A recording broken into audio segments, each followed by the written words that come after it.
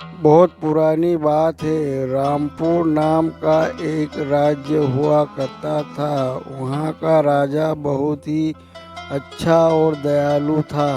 लेकिन राजा अंदर से बहुत दुखी था, क्योंकि उसकी रानी को कोई संतान नहीं थी। एक दिन की बात है कि रानी जंगल में जा रही होती। फिर अचानक रानी को एक भागता हुआ मेंढक दिखाई देता है। मेंढक के पीछे सांप दौड़ते हुए दिखाई देता है। फिर रानी सांप को एक लाठी लेकर सांप को भगा देती है और सांप झाड़ियों में चला जाता है।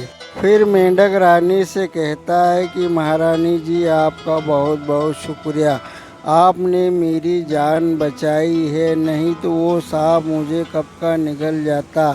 और फिर मेंढक रानी से कहता है कि तुम्हारी जो भी इच्छा हो वो पूरी हो जाएगी। ऐसा कहकर वह पानी में छलांग लगा लेता है। रानी की तो सिर्फ एक ही इच्छा थी कि उसे एक बच्चा हो जाए।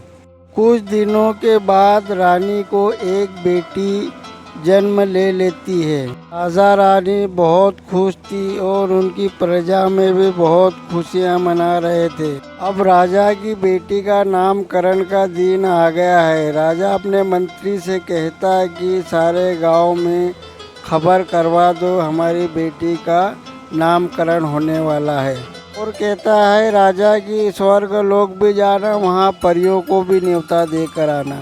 स्वर्ग लोक में राजा खुद निमंत्रण देने के लिए जाता और 3 परियों को निमंत्रण दे देता और एक काली परी वहाँ नहीं थी, तो राजा वापस आ जाता है। राजा के यहाँ प्रजा की सारी प्रजा आ जाती है और स्वर्ग लोक से 3 परियां भी आ जाती है। फिर स्वर्ग से काली परी आ जाती है और वो राजा को बुरा भला कहती है कि तुमने मेरा अपमान किया है, मुझे निमंत्रण नहीं दिया। फिर काली परी राजा की बेटी को शराप दे देती है कि तुम्हारी बेटी का चेहरा काला हो जाए। राजा रानी दोनों माफ़ी मांगते हैं और कहते हैं कि हमारी बेटी को सज़ा क्यों, गुनाह हमने किया, हमें मिलना चाहिए। लेकिन वह रानी नहीं मानती और फिर कहती है कि मैंने शराब दे दिया, अब शराब वापस नहीं हो सकता है। हाँ, एक काम ज़रूर हो सकता है कि अगर तुम्हारी बेटी से कोई राजकुमार प्रेम करने लग जाएगा तो उसका चेहरा गोरा फिर से हो जाएगा। उस समय के बाद रानी की लड़की जवान हो जाती है, उसके साथ कोई नहीं खेलता, उसकी सहेलियां भी उससे दूर रहती थी। एक दिन वह नदी पे गई थी सहेलियां, और उसकी सहेलियां उसे छोड़कर आ गई। बोले इसके साथ मत खेलो वरना ये राजा से शिकायत करके हमें सज़ा दिलाएगी। लेकिन वह रानी की लड़की कहती है कि मैं तुम्हारी शिकायत नहीं करूँगी, लेकिन फिर भी उसकी सहेलियां उसका साथ छोड़कर चली जाती है। फिर एक दिन राजा की बेटी राजा रानी से शिकायत करते हैं कि माँ, मुझे कोई पसंद नहीं करता, मैं काली हूँ इसलिए मेरे साथ खेलता नहीं। तो माँ बाप कहते नहीं बेटा, तुम काले से कोई मतलब नहीं है, इंसान अच्छा होना चाहिए। और फिर राजा रानी अपनी बेटी को समझा बुझा कर मना लेते हैं। एक दिन राजा की लड़की शिकार करने जाती है। वह देखती है कि एक नौजवान युवक को जंगली जानवरों ने घेर रखा। वह अपने बाण चला के उन जानवरों को भगा देती है। वह लड़का भी एक राजकुमार था, दूसरे राज्य का राजकुमार था। अब वह उस रानी की लड़की का शुक्रिया करने लगा है कि तुमने मेरी जान बचाई, वरना ये शेर और जंगली जानवर मुझे कब से कच्चा चबा जाते हैं। फिर वह दोनों ही हर रोज़ एक दूसरे से मिलने लगे हैं।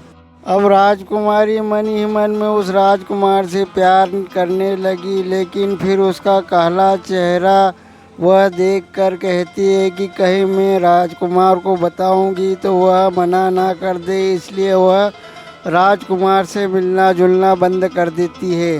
राजकुमारी को 4-5 दिन हो चुके थे, वह राजकुमार से मिली नहीं, तो राजकुमार बड़ी चिंता करने लगा कि क्या बात है, क्या हो गया। फिर राजकुमार उस राजकुमारी के राज्य की तरफ चल देता है।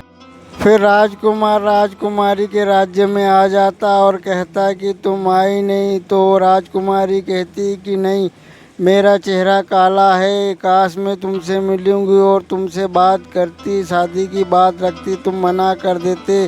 तो राजकुमार कहता कि बिना सोचे तुमने कैसे कह दिया कि मैं मना कर दूंगा, मैं भी तुमसे प्यार करता हूँ। इतना कहते ही उस राजकुमारी की जो चेहरा था काला वो गोरा हो गया और फिर सब खुश हो गए, क्योंकि परी ने जो शराब दिया था वो शराब उसका ख़त्म हो गया। और फिर उस राजा रानी ने उन दोनों राजकुमार और राजकुमारी की शादी करवा दी और वे दोनों खुशी खुशी से रहने लगे और दोनों ही राज्य आपस में रिश्तेदार बन गए थे।